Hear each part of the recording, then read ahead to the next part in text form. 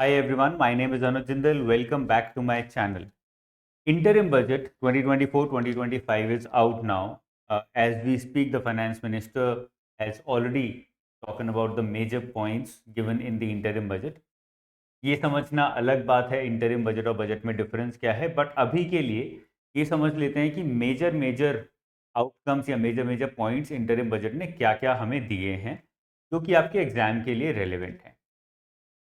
मैं ज़्यादा फैक्ट्स पे फोकस करने वाला हूं क्योंकि बजट से ज़्यादा फैक्चुअल क्वेश्चंस आपके एग्जाम में, बैंकिंग एग्जाम्स में पूछे जाते हैं। तो स्टूडेंट्स के लिए इंपॉर्टेंट रहेगा कि उनको एक जिस्ट एक तो दिमाग में याद हो, जिससे कि इंटरव्यू में कल को आपसे पूछा जाए तो आप बता सको। दूसरा, स्कीम्स के बारे में आपको बेसिक इन्फॉर्मेशन होनी चाहिए कि कौन सा स्कीम का ऑब्जेक्टिव क्या है। और थर्डली, मेजर फैक्चुअल आउटकम्स क्या हैं हमारे बजट के, वो पता होने चाहिए। जब कंप्लीट बजट आएगा उसको भी कवर करेंगे जुलाई में, जिससे कि हमें कंप्लीट पिक्चर भी मिल जाए और बजट के ज़्यादा से ज़्यादा क्वेश्चंस हम कवर कर पाएँ। सबसे पहले स्टार्ट करते हैं ज्ञान से। तो बजट में एक नया एक्रोनिम दिया गया है। मैंने कल बताया भी था एक और सेशन में that our finance minister is focusing upon 4 major aspects of our lives, या फिर हमारी सोसाइटी में 4 मेजर लोगों पे वो फोकस कर रहे हैं, जिसको उन्होंने एक नया एक्रोनिम दिया है ज्ञान। जी से गरीब मतलब द पुअर पीपल, वाई से युवा मतलब यूथ, ए से अन्नदाता मतलब फार्मर्स, और एन से नारी मतलब women. These are going to be the four most important focal areas in the next 5 years, and these have been, according to the government, 4 most important focal areas in the past 10 years also. अब एक एक करके समझ लेते हैं क्या क्या achievements रहे हैं हमारी सरकार के according to the finance minister in the past 10 years, और फिर देखेंगे कि अगले 5 साल के लिए क्या क्या टारगेट्स उन्होंने डाले हैं। अगर हम गरीब की बात करें, पुअर पीपल के लिए क्या क्या किया है, according to the finance minister 25 crore people have come out of multi-dimensional poverty. Not only poverty but multi-dimensional poverty से 25 करोड़ लोग बाहर आए हैं। Direct benefit transfer has benefited 34 lakh crore. कितना बेनिफिट हुआ है? 34 लाख करोड़ का। Number one. इससे सेविंग्स सरकार के लिए कितनी हुई हैं? बिकॉज जब डायरेक्ट बेनिफिट ट्रांसफर होता है तो लॉजिस्टिकल कॉस्ट कम होती जाती है, तो इससे फायदा सरकार को क्या हुआ है? 7.2 लाख करोड़ का, according to the finance minister. तो ये दो मेजर डायरेक्ट बेनिफिट स्कीम के, जो direct benefit transfer scheme launch की गई थी लिंकिंग विद आधार, उसके बेनिफिट्स हैं। पीएम स्वनिधि स्कीम जो कि लॉन्च की गई थी, it's not a new scheme which provides loans to street vendors. आपको इतना ही पता होना चाहिए कि स्वनिधि स्कीम का ऑब्जेक्टिव क्या है। मेजर चांसेस यहीं से आने के होते हैं क्वेश्चन, या फिर फैक्ट आएगा, ठीक है ना। 78 लाख स्ट्रीट वेंडर्स को इससे फायदा हुआ है according to the finance minister. ऐसे बहुत सारी स्कीम्स में कितना कितना फायदा हुआ है वो भी बताया गया है, और ये नंबर्स इंपॉर्टेंट हो जाते हैं फॉर योर अपकमिंग एग्जामिनेशन।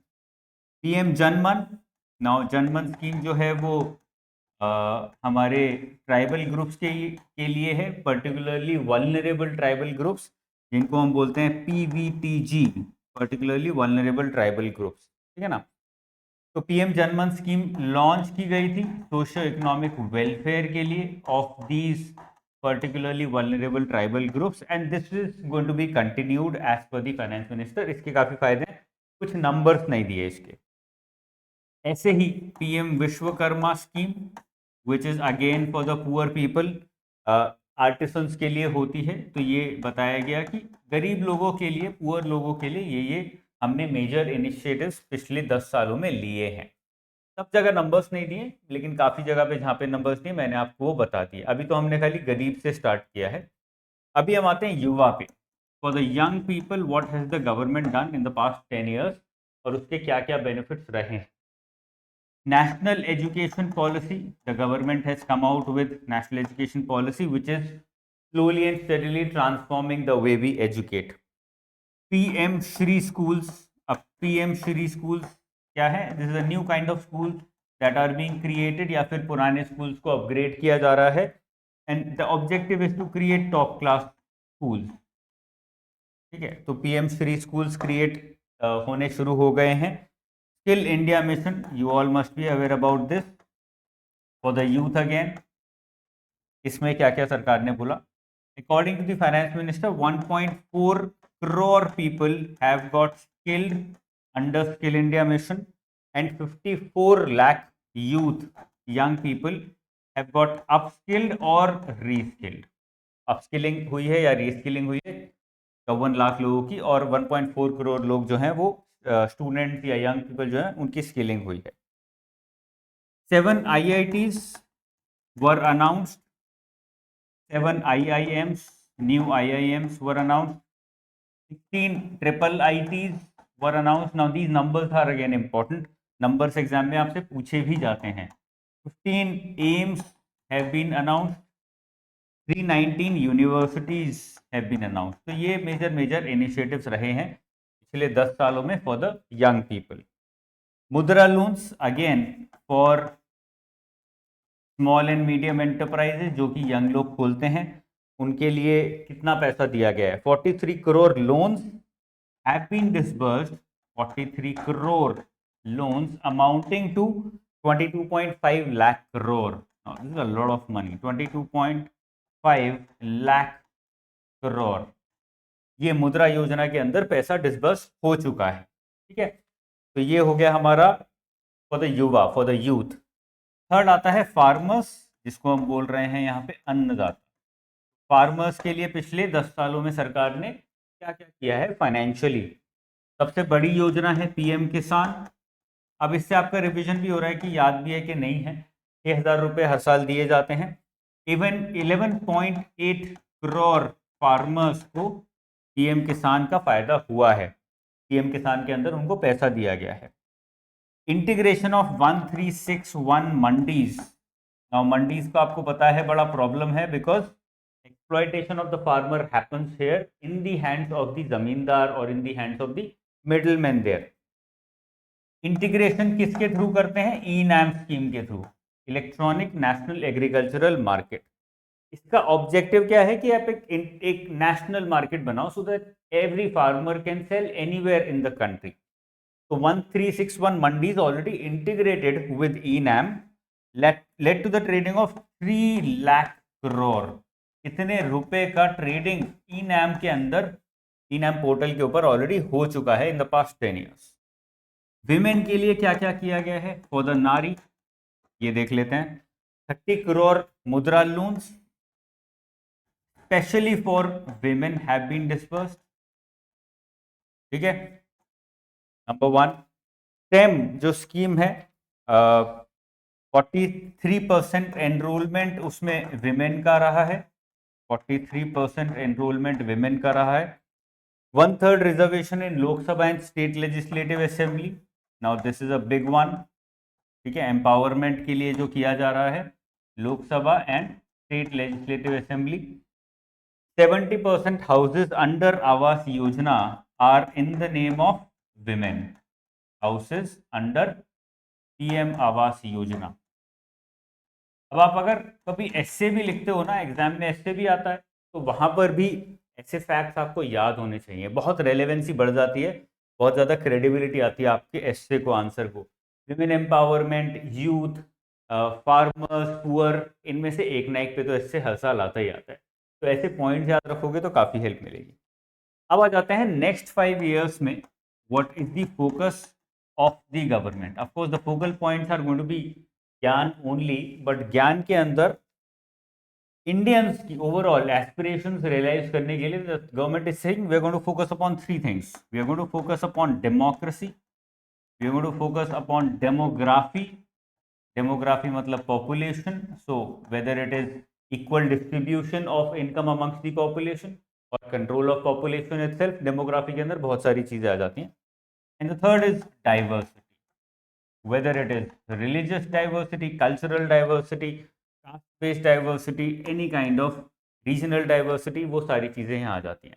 तो सोशियो एंड इकोनॉमिक डेवलपमेंट के लिए नेक्स्ट 5 साल में ट्रिपल डीज पे फोकस है।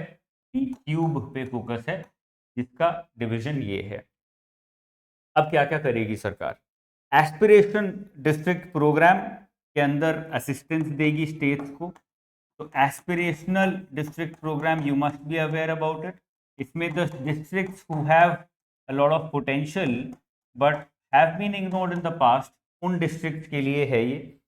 The government is saying we will provide assistance to states so that they can focus upon aspirational districts in their states, in their particular states. Development of the eastern region in India, which includes the northeast as well as overall eastern region, West Bengal, Odisha, ये सारे regions पे focus करेगी. According to the government, this is going to be the driver of growth in India in the near future. Now this is something very interesting. इसको पढ़ना और इसको समझना बहुत जरूरी हो जाएगा। प्रधानमंत्री आवास योजना ग्रामीण। Now these are all the targets in the future कि हम लोग क्या क्या विजन देख रहे हैं। नेक्स्ट 5 years में 2 crore more houses for the poor in the next 5 years in the rural areas under PM Awas Yojana, ये अनाउंस कर दिया है गवर्नमेंट ने। Rooftop solarization was also recently announced. You must have read about it. अब rooftop solarization में government बोल रही है 1 करोड़ घरों को, 1 crore houses will be provided with assistance, जिससे कि वो रूफटॉप सोलर लगा सकें। और उससे फायदा कितना होगा? 300 यूनिट्स पर हाउस पर मंथ, इतनी इलेक्ट्रिसिटी जनरेट कर पाएगा हर घर। This is going to be a game changer for India. Solar companies के लिए भी गेम चेंजर होने वाला है नंबर 1, और उसके साथ साथ घरों के लिए भी गेम चेंजिंग होने वाला है। तो इकोनॉमिक डेवलपमेंट भी होगा, साथ में ये भी होगा। हाउसिंग फॉर मिडिल क्लास, ये एक नया है कि मिडिल क्लास के लिए भी हाउसिंग लॉन्च की जाएगी, ठीक है ना। This is something that has never been done. इसके लिए एक नई स्कीम हम लॉन्च करेंगे। This is what the government is saying. Medical colleges में सरकार क्या करेगी? नए मेडिकल कॉलेजेस लॉन्च किए जाएंगे and this is going to be dependent upon a committee which will recommend कि कहाँ पे किस तरह के कितने मेडिकल कॉलेजेस की रिक्वायरमेंट है। This is again a very going to be a very game changing announcement or development for medicine in our country. Cervical cancer जो कि काफ़ी तेज़ी से बढ़ रहा है हमारे देश में, उसके लिए वैक्सीन विल बी क्रिएटेड। उस पर फोकस करेंगे रिसर्च पे, जिससे कि उसकी एक वैक्सीन हम लोग निकाल सकें। Specially amongst the young people this is spreading very fast. Maternal and child care में हम लोग 2 चीज़ें करेंगे, लिख देता हूँ मैं यहाँ पर। मैटरनल एंड चाइल्ड के लिए हम 2 चीज़ें करेंगे। अब इसमें फोकस एरियाज क्या रहते हैं? आंगनवाड़ी, तो आंगनवाड़ी को अपग्रेड करना है। एंड सेकेंडली मिशन पोषण जो ऑलरेडी चल रहा है उसको भी अपग्रेड करना है। This is what the government is saying. Maternal and child care के लिए ये दोनों को अपग्रेड किया जाएगा। Ayushman Bharat, you must be aware about it, जिसमें 5 लाख तक का इंश्योरेंस मिलता है। आयुष्मान भारत, ठीक है ना, इसमें 5 लाख तक का इंश्योरेंस मिलता है for people belonging to the lower class, the poor people. ये सारे ही आशा वर्कर्स, आंगनवाड़ी वर्कर्स, इनको ऑटोमेटिकली मिलेगा। Now this is good, they should be getting such benefits. तो आशा वर्कर्स, आंगनवाड़ी वर्कर्स दोनों को ही आयुष्मान भारत ऑटोमेटिकली उसके अंदर जो हेल्थ इंश्योरेंस है वो मिल जाएगा, ठीक है ना। A new program will be launched for dairy farmers. अगर हम डेयरी की बात करें, now we already are one of the biggest producers of dairy in the world, not in the country. तो बट इसके लिए अगेन कुछ ना कुछ एक नया प्रोग्राम बनाएंगे जिससे कि dairy farmers specifically can be targeted and can be developed, ठीक है। डीप टेक के लिए, डीप टेक मतलब artificial intelligence, machine learning which is going to be the future. इसके लिए एक नई स्कीम लेके आएंगे so that this can be developed faster. Development हो गया, रेगुलेशन हो गया डीप टेक का, क्योंकि अभी आर्टिफिशियल इंटेलिजेंस रेगुलेटेड नहीं है, तो इस पे भी फोकस सरकार कर रही है। इंफ्रास्ट्रक्चर में, now this is again something very very big, और साथ साथ में नंबर भी यहाँ पे रेलेवेंट हो जाता है। आउटले को बढ़ा रहे हैं बाय 11.11%, और जब आउटले बढ़ रहा है तो this is now going to be 3.4% of GDP, total expenditure in infrastructure, और एब्सोल्यूट नंबर्स में ये होने वाला है 11,11,111 करोड़। ये नया नंबर इन्होंने दिया है, अगेन अट्रैक्टिव। 3 नए रेलवे कॉरिडोर्स बनाए जाएंगे अंदर इंफ्रास्ट्रक्चर, ये अनाउंसमेंट किया है। 3 new railway corridors will be created in the next 5 years। कहाँ कहाँ पर है? Number 1 corridor will be for energy, minerals and cement, जिससे कि इंफ्रास्ट्रक्चर को और ग्रोथ मिले। एनर्जी, मिनरल्स एंड सीमेंट, सबसे पहला कॉरिडोर तो ये होने वाला है। सेकंड, पोर्ट कनेक्टिविटी के लिए कॉरिडोर बनाएंगे, जिससे कि सारे पोर्ट्स को हम हिंटरलैंड से कनेक्ट कर सकें, number 2। And third is high traffic density areas को आइडेंटिफाई करेंगे और वहाँ पे हम लोग रेलवे कॉरिडोर्स बनाएंगे, जिससे कि लोग मूव करें,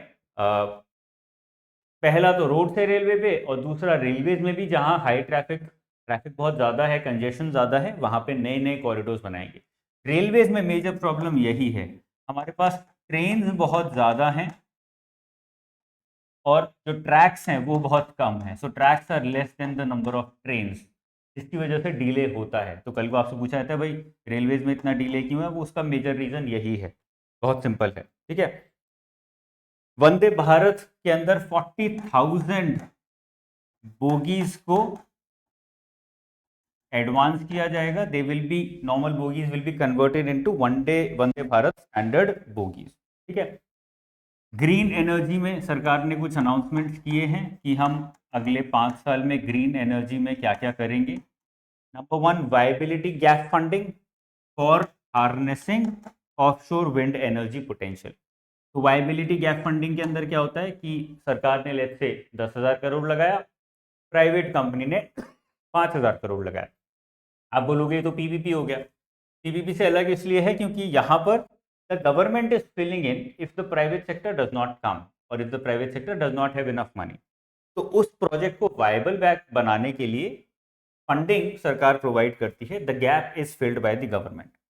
government is saying wind energy potential को इम्प्रूव करने के लिए ऑफशोर जो भी विंड प्लांट्स हैं उनको क्रिएट करने के लिए वायबिलिटी गैप फंडिंग गवर्नमेंट देगी, ठीक है ना।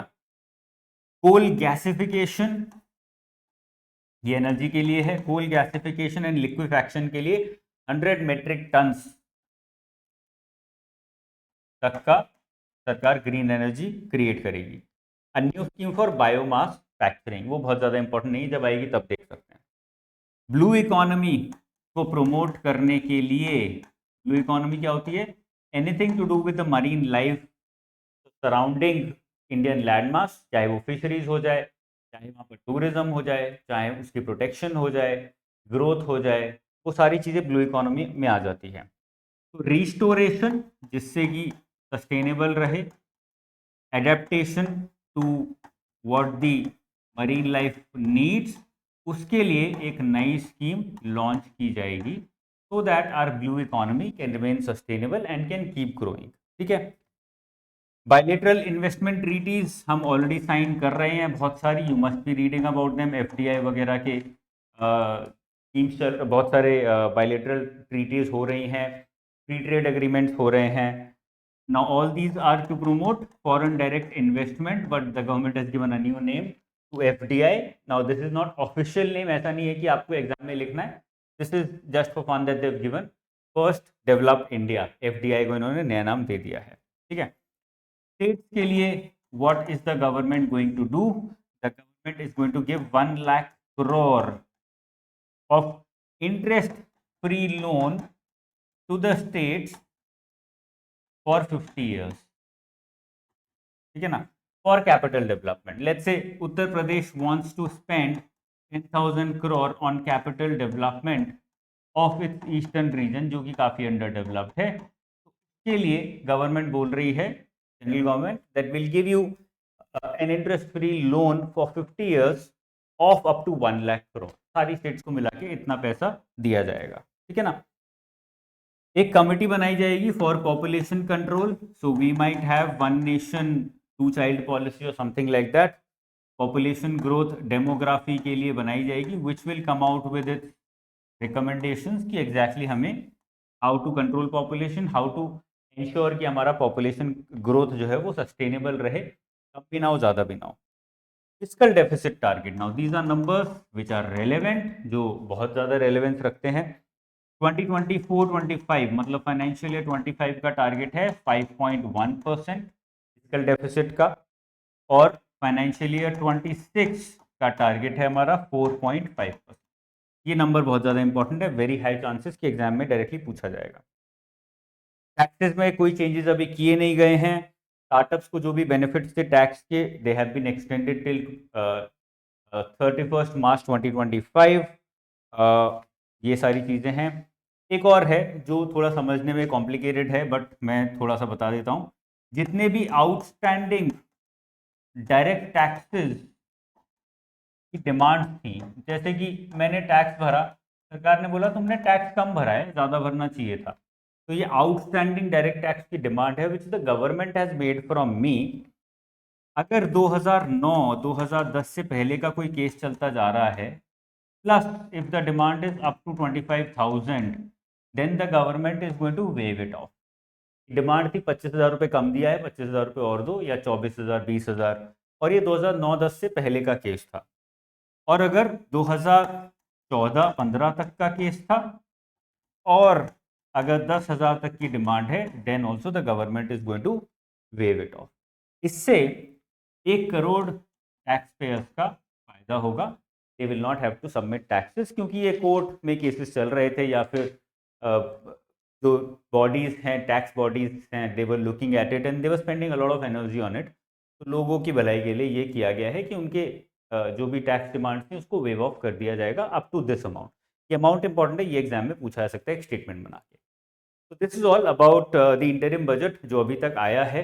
डिटेल में कवर करने के लिए इवनिंग में फिर से I will catch you up again, और डिटेल में सेम चीज़ों को और एक्स्ट्रा जो भी हमें इंफॉर्मेशन मिलेगी, जो भी बजट में अनाउंसमेंट्स किए जाएंगे, उसको डिस्कस करेंगे, जिससे कि आपको अपने एग्जाम के लिए फ़ायदा हो सके। Please make sure to take a picture of all these whatever I have written, और इसकी पिक्चर लेके अपने नोट्स बना लीजिए बजट के एरिया में, अपने डॉक्यूमेंट में, क्योंकि ये इंपॉर्टेंट है। यहाँ से क्वेश्चन डायरेक्टली कहीं ना कहीं निकलने वाले हैं। 1-2 क्वेश्चंस हमेशा बजट से पूछे जाते हैं, तो बजट को इग्नोर आप नहीं कर सकते। और यहाँ पे मैंने जो लिखा है वो काफ़ी ब्रीफ में मैंने आपको सारा कुछ बता दिया है, ठीक है।